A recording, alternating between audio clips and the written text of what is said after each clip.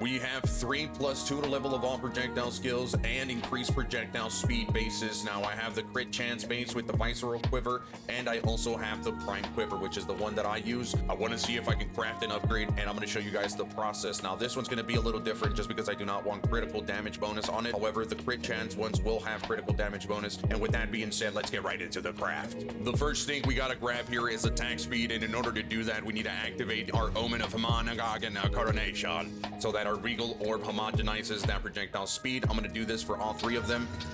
Now that we grabbed attack speed, we're going to add critical damage bonus to the visceral quivers, but in order to do that, we need to activate the Omen of Hamanagagan so that it activates a modifier of the same existing modifier on that item. It's going to pick up on projectiles or something by activating our Omen of Hamanagagan Exaltation, and we're going to use it with an Omen of Dextral Exaltation in order to punch a critical damage bonus into our quivers. They both completely rolled over critical damage bonus and went for critical hit chance, which is not bad at all. And now our quivers have 3 suffixes, and we just need to worry about the prefix. Now this one is special because I am not using critical hit chance. I do not want to grab either crit or crit damage, so because of that, I'm just going to deactivate the homogenizing exaltation, and we're going to leave the Omen of Dextral Exaltation so that it only adds a suffix, and we're going to tag it with a perfect exalted orb.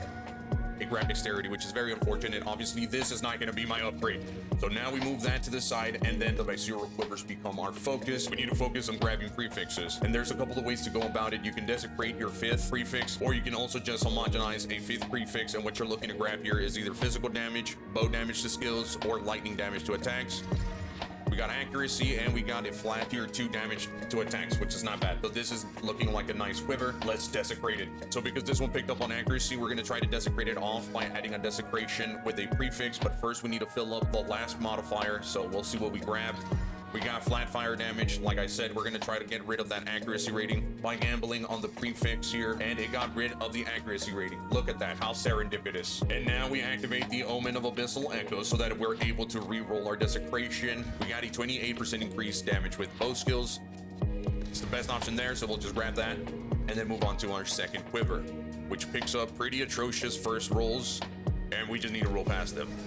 Now that is tough. 15 increased to damage with bow skills is pretty diabolical.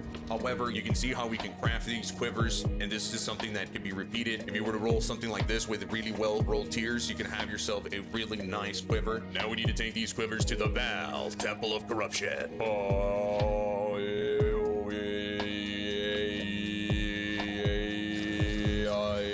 Nice hit, dude. So in order to find the quiver base, we go to the market panel on the bottom left and we search for visceral quiver, item rarity magic, and then at the bottom for filters, you're gonna look for level of all projectile skills, minimum 2, increase projectile